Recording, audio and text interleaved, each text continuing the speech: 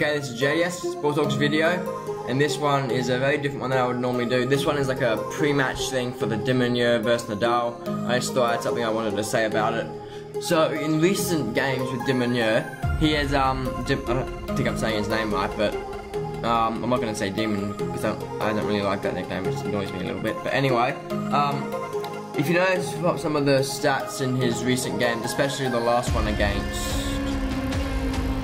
I'm not sure who it is, but if you listen to a lot of his games, he tends to wait out and just wait for his opposition to make the mistake in the points. He doesn't have that many winners personally himself.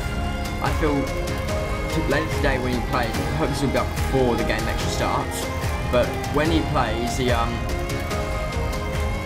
Nadal, he will not be he can't just wait for the mistake, because Nadal won't make the mistakes that people like Seppi and I'm not sure who he's played recently.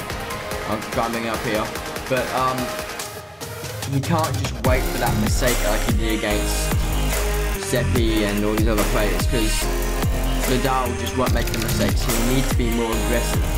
He'll need to be more offensive, not so defensive.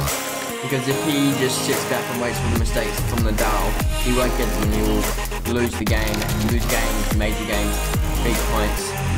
It's just, he can't afford to just wait for the opposition to make mistakes when he's versing such a quality player like Nadal. So against Laaksonen, in that game, Laaksonen was a good player, but he was able to wait for Laaksonen to make the mistake. Let me look at this. At the stat here somewhere, I saw it yesterday. Winners, where's winners? They don't put winners in the... That's a bit stupid. So the stat isn't actually on here for the stats for the game. So I think it was something like...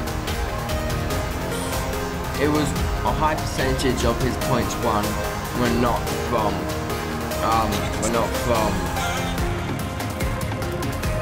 his winners. They were mainly from forced or unforced errors from the opposition, which is, as I said, he cannot rely on that if he wants to beat Nadal today, which is on, I believe, 4 o'clock Perth time.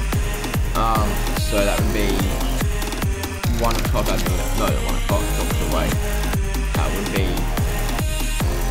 7 o'clock for Sydney and stuff, and I don't know about anywhere else. So yeah, he can't afford just to wait for the mistakes, but he can't go too aggressive either, because if he goes too aggressive, Nadal will just pick him apart and put him in the corners. So he needs to find that balance between where he can get the confidence early on, put Nadal on the back foot somehow, and you just cannot afford to wait for those errors, otherwise they will not come often enough and he will lose probably straight sets. He needs to be more aggressive but not too aggressive. So that's what I'm going to do for this episode. Obviously that game is playing later today, so I will, if it's considering it's a Friday, I might not actually have an episode up for results from today's games, but I'll try and get one done tomorrow, and I'll try and get something for tomorrow's matches, like not tomorrow, day after's matches, so Sunday's matches. This has been JDS, thanks and bye. See you next time.